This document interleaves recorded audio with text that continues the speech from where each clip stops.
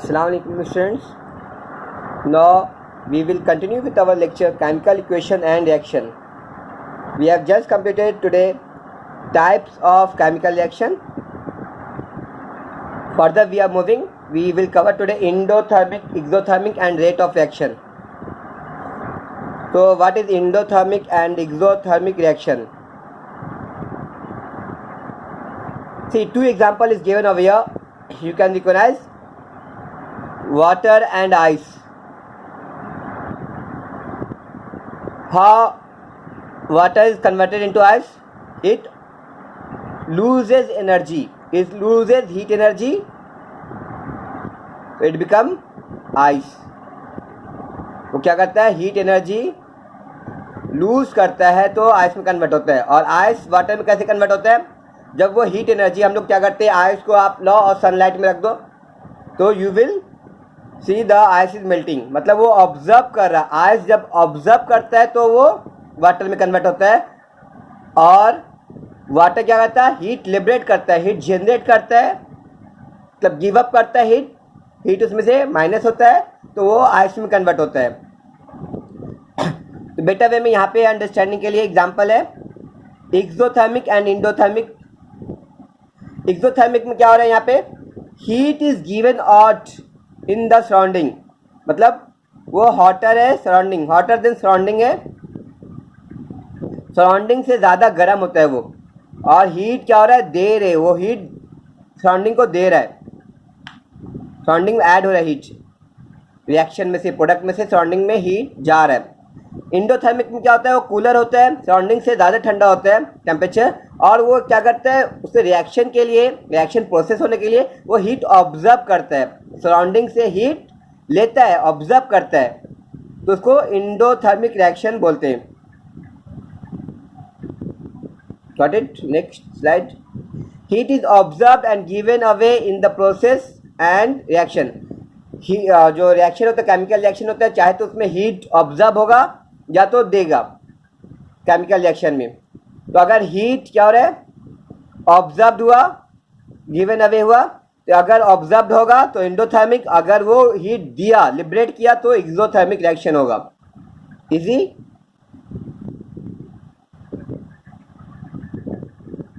Wait for minute, I will switch off the fan.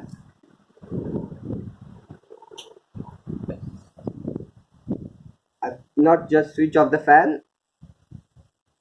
Now the voice is much better. Here, during endothermic chemical reaction, heat is either observed from the surrounding or has to supply continuously from outside. Heat surrounding से observe कर रहे, जैसे ice में heat observe किया और melt हो गया, water बन गया. या तो रिएक्शन के लिए हमें हीट बाहर से सप्लाई करने पड़ेगा तभी वो रिएक्शन होगा. हीट सप्लाई करने पड़ेगा या तो खुद ऑब्जर्व करेगा. इंडोथर्मिक में melting of ice, dissolution of potassium nitrate in water. Potassium nitrate को रिएक्शन होने के लिए वाटर में हीट क्या करने पड़ता है? देने पड़ता है. Decomposition of CaCO3, calcium carbonate को डिकम्पोज करने के लिए हीट देने पड़ता है. तो ये इंडोथर्मिक रिएक्शन है. See the experiment. CaCO3 को हीट दिए हम लोग यहाँ पे. तो क्या होगा? ये हीट देने से ये ब्रेकअप हो जाएगा, डिकम्पोजिशन रिएक्शन हो रहा है. CaO और CO2 लिबरेट होगा. Heat is observed of air. तो ये इंडोथर्मिक रिएक्शन है.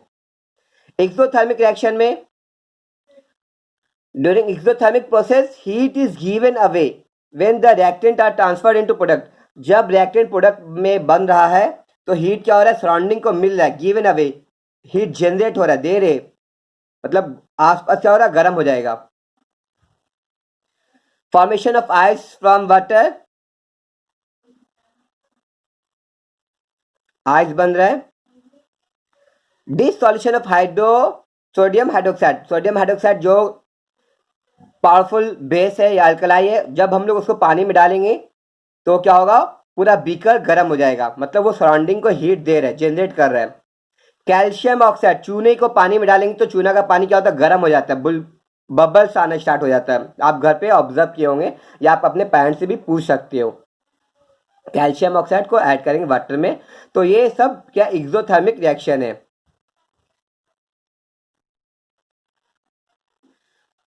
See reaction, calcium oxide plus water, calcium hydroxide बना और हीट जनरेट हुआ।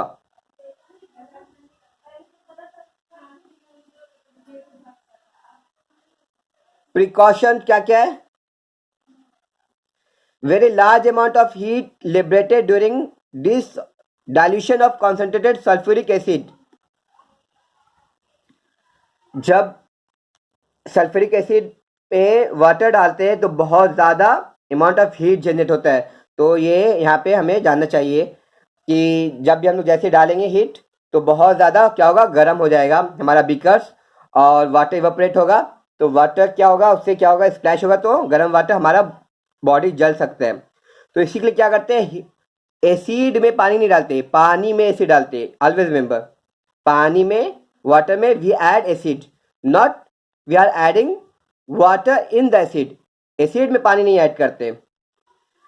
तो ऐसे एक्सीडेंट हो सकता है। तो जिसके लिए क्या करने का, अवॉइड करने के लिए वाटर लेने का ग्लास बीकर में और उसमें क्या करने का, small amount concentrated acid add करने का, थोड़ा थोड़ा करके ऐड करने का, एक साथ नहीं ऐड करने का। नहीं तो क्या होगा, एक्सोथर्मिक रिएक्शन होगा, हीट प्रोड्यूस होगी और वाटर स्प्लैश होकर हमारे बॉडी पे भी आ सकता है, जिससे नुकसान हो सकता है।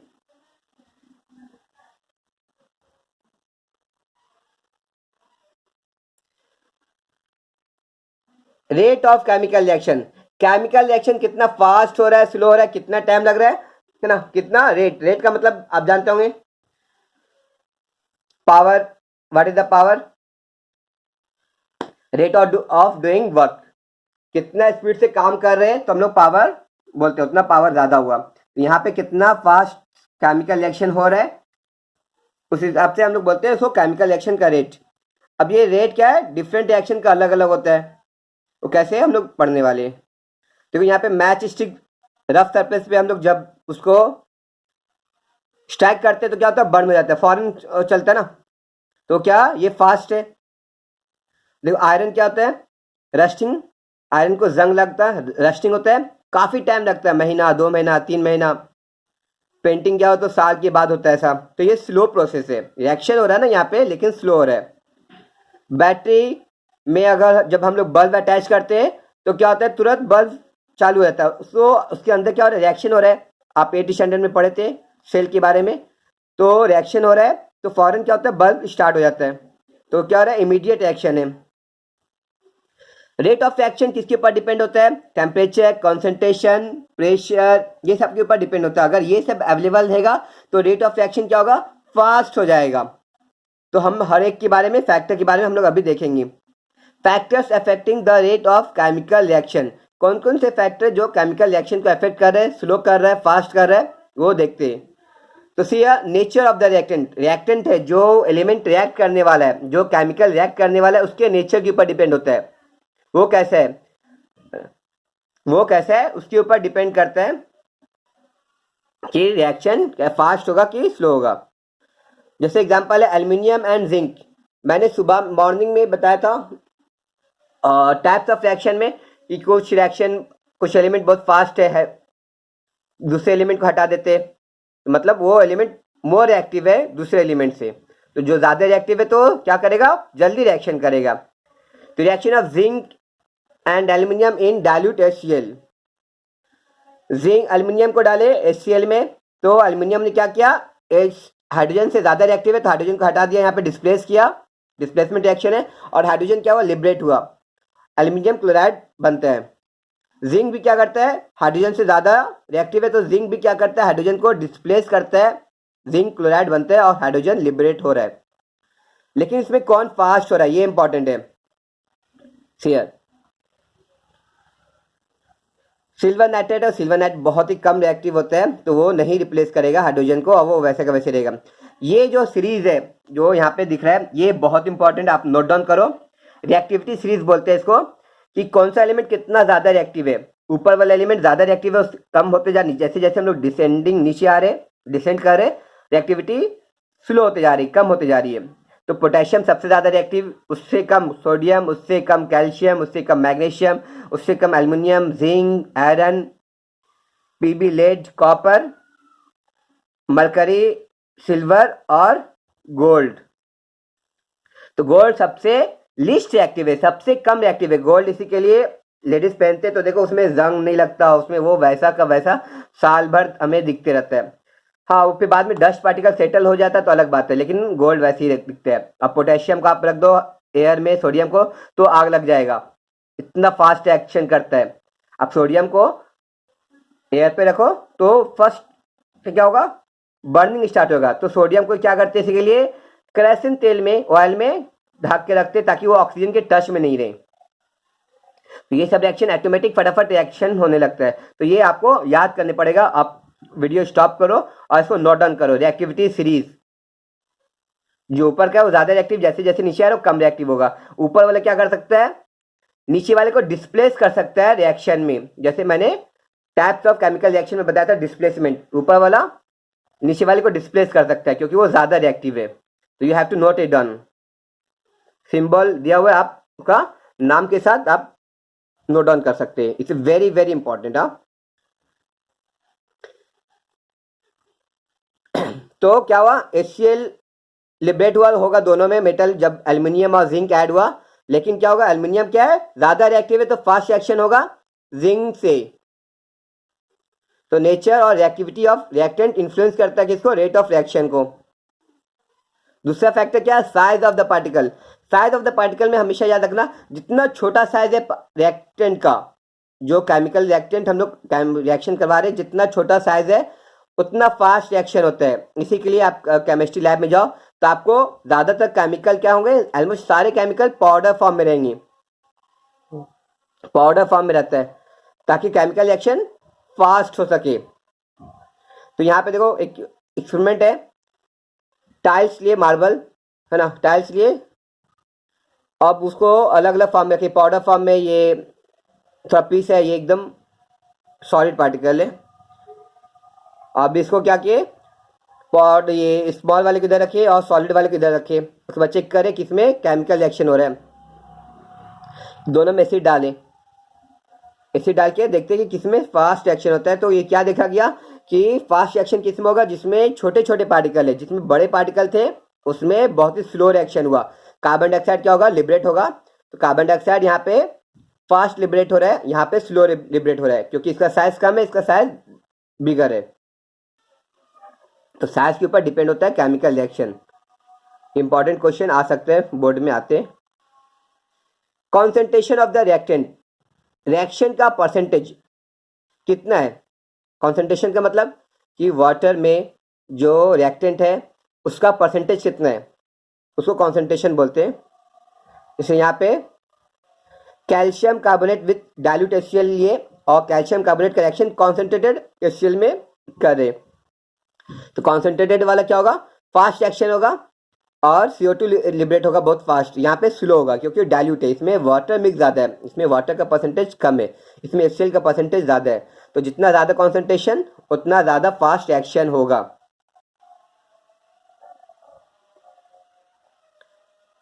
Getting, the rate of reaction is proportional to concentration of reactant. Temperature of the reaction, अगर हम लोग टेम्परेचर इंक्रीज करते हैं तो क्या होगा, रिएक्शन फास्ट होगा, और टेम्परेचर डिक्रीज करेंगे तो रिएक्शन स्लो होगा। कैल्शियम कार्बोनेट को जब हम लोग हीट करते हैं तो क्या होता है, कार्बन डाइऑक्साइड रिलीज होता है और ये कार्बन डाइऑक्साइड जाके रिएक्शन करता है कैल्शियम मिल्की वाटर कर देता है फॉर्म में, लाइम वाटर को मिल्की टर्न कर देता है। लाइम वाटर है CaO, उसको उसे रिएक्शन होकर के मिल्की कर देता है। अगर टेम्परेचर ज़्यादा करेंगे तो फास्ट रिएक्शन होगा, टेम्परेचर स्लो करेंगे तो रिएक्शन स्लो होगा process. Rate of reaction increases on increasing the temperature. Catalyst, catalyst क्या होता है, कैटलिस्ट को समझने के लिए समझ लो कि घर में अब्बू है तो पढ़ाई क्या होती है, ऑटोमेटिक होती है। अब्बू बाहर चले गए तो पढ़ाई स्लो हो जाती है।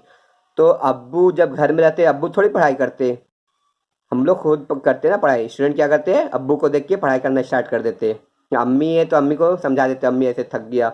लेकिन बॉयज़ है खास के, वो अब्बू को देख के पढ़ाई करना स्टार्ट करते हैं। तो अब्बू खुद पढ़ाई नहीं कर रहे, अब्बू के प्रेजेंट में पढ़ाई स्टार्ट हो जाता है, तो उसको अब्बू क्या हुआ, कैटलिस्ट हो गया, मतलब जिसके प्रेजेंस से रिएक्शन फास्ट होता है।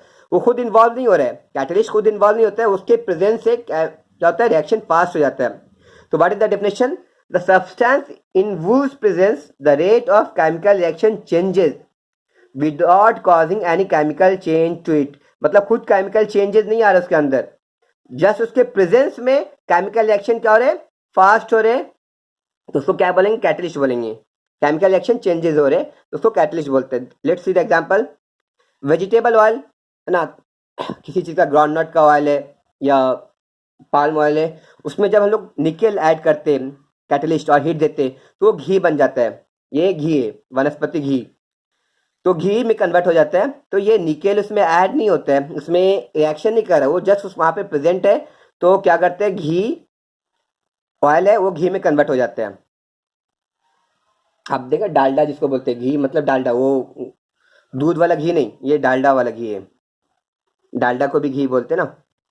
तो डालडा कैसे बनता है, वो तेल होता है, नारियल तेल होता है या ये सब, उसको निकल कैटलिस्ट, निकल एलिमेंट है, उसके सामने रख के हीट करते हैं और वो घी बन जाता है।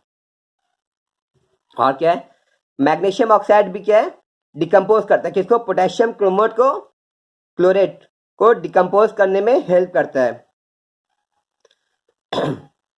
कैटलिस्ट का फंक्शन क्या है कि वो स्पेस ऑक्यूपाई करता है, स्पेस प्रोवाइड करता है, सॉरी, या बॉन्डिंग में हेल्प करता है ताकि वो रिएक्शन फास्ट हो सके। मतलब जब कैटलिस्ट आया तो क्या करता है, उसको बाइंडिंग करके दोनों को साथ में मिलाता है ताकि रिएक्शन फास्ट हो सके। बस यही काम है कैटलिस्ट का, वो खुद रिएक्शन नहीं करता उसमें।